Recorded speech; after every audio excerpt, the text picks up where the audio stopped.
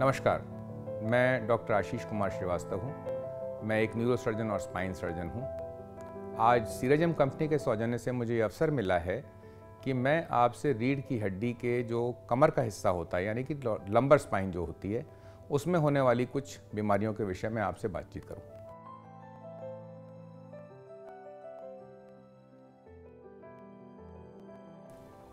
आइए थोड़ा सा कमर के हिस्से के बारे में बात करें, क्योंकि हम सबको कमर में दर्द होना जो है शायद नेचुरल हो गया है बजाय एक बीमारी होने के।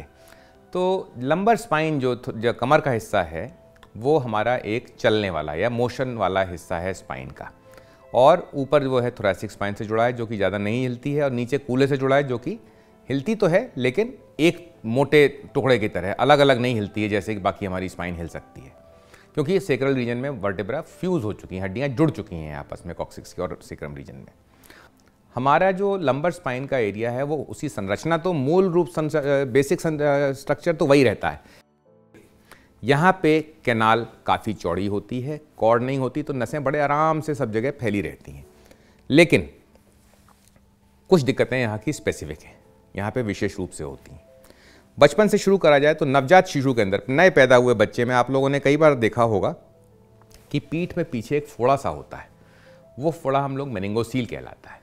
मेनिंगोसील खराब बनावट की वजह से या कुदरती तौर पे जो स्पाइन का हिस्सा है वो ठीक से ना बना हो तो वहाँ पे होता है, और उसके अंदर रीढ़ की जो हड्डी का पिछला हिस्सा होता है वो ठीक से नहीं बना होता।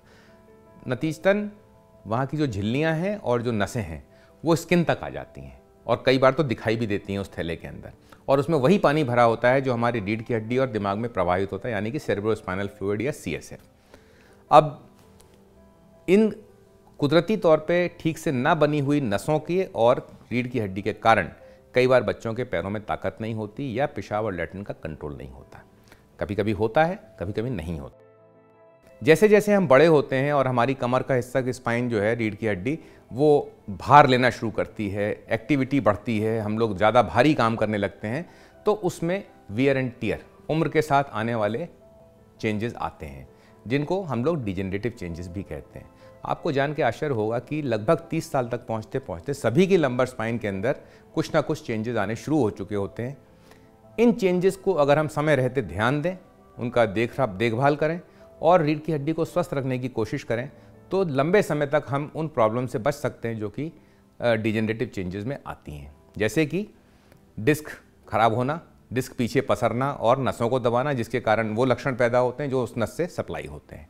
इसके अलावा फैसेट जॉइंट्स जो हैं, जो भार लेते हैं, जहाँ पे हड्डी जुड़ती है एक लेवल की दूसरे लेवल से, वो जो फैसेट जॉइंट्स होते हैं उनमें भी बार बार मुड़ने के कारण, वजन के कारण चेंजेस आते हैं। उसमें माइक्रो फ्रैक्चर्स होते हैं, जब वो जुड़ती है तो मोटी हो जाती है, और मोटे होने के कारण एक तो नस को दबाएगी, दूसरे जो है उसमें भार लेने की क्षमता कम होती चली जाती है। तो हमने देखा है कि दर्द नीचे से शुरू होते होते ऊपर तक जा सकता है, और जैसे अगर आप MRI में स्टडी करें तो पहले L5-S1 के फैसेट जॉइंट्स पे प्रॉब्लम आएगी, फिर L4-5 पे आएगी, इस तरह से ऊपर तक बढ़ती जाती है। और एक स्टेज ऐसी आती है जब पूरा का पूरा स्पाइन का हिस्सा, कमर का, रीढ़ की हड्डी जो पूरी लंबर रीजन की, वो मोटी होके कैनाल को पतला कर देती है और हमारी नसें दबती हैं।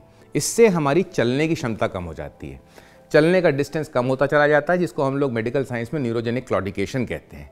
आदमी थोड़ी दूर चलेगा, फिर उसको रुकना पड़ेगा, फिर दोबारा से चल सकता है। सप्लाई डिमांड के प्रिंसिपल पे हम इसको समझ सकते हैं कि थोड़ी दूर चलने के बाद नसों में क्षमता नहीं रहती चलने की, इसलिए हमको रुकना पड़ता है, फिर से स्फूर्ति आ जाती है, फिर हम चल सकते हैं। तो इस स्थिति से क्या करा जाए? इस स्थिति से बचने के लिए हम लोगों को अपनी स्पाइन की देखभाल करनी पड़ेगी। रोज़ का जो ये स्ट्रेस है, रोज़ का जो वियर एंड टियर है, इसको एक तो हम लोगों को समय देना पड़ेगा ठीक होने के लिए, आराम करना पड़ेगा, और एक्सरसाइज, बल्कि उल्टा एक्सरसाइज करके रीढ़ की हड्डी को लचीला बनाए रखना पड़ेगा।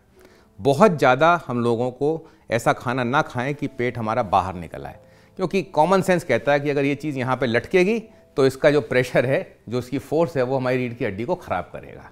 ये तो मतलब कॉमन सेंस की बात है, तो इसलिए पेट का अंदर रहना हमारी रीढ़ की हड्डी के लिए बहुत अच्छा होता है।